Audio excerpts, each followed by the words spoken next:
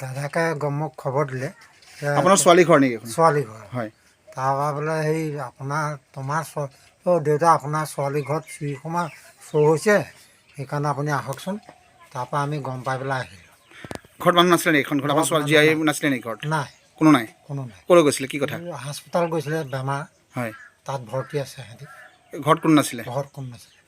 আৰু ৰাতি গোটেই চুৰিকাণ্ড সময়ত চুৰিকাণ্ড কি নিলে গম পায় নে আপুনি? কিবা নিলে কাঁহৰ চিটটো কেইটামান বস্তু নিলে আৰু গহনাটো নিছে। তাৰমানে লক্ষাধিক টকাৰ অলংকাৰ সামগ্ৰী চুৰি হৈছে। হয়। হয়। মানুহগৰাকী অসুখ হোৱাৰ কাৰণে তেওঁ চিভিলত ভৰ্তি আছিলেগৈ।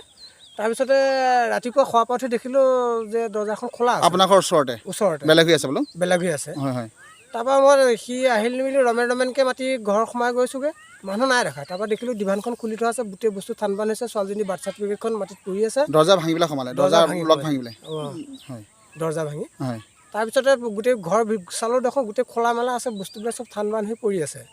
তাৰপিছতে তালৈ ফোন কৰিলোঁ, তই ৰাতি আহিছিলি নেকি? বোলে নাই অহা, মই যোৱা নাছিলোঁ। তেওঁ যোৰহাট চিভিলত ভৰ্তি হৈ আছে? চিভিলত আছিলে। হয়। তাৰপৰা বোলে তেতিয়া মই সন্দেহ হৈছে চোৰে বস্তু চুৰ কৰি নিলে আৰু। এতিয়া অনুমান লক্ষাধিক টকাৰ সম্পত্তি চুৰি হৈছে? লক্ষাধিকাৰ। তাই কি জনাব এই বিষয়ত?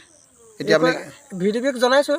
VDP এতিয়ালৈকে পোৱাহি নাই বৰ্তমান, আৰু হয়তো VDP যোগে আমি থানালৈ যাম আৰু।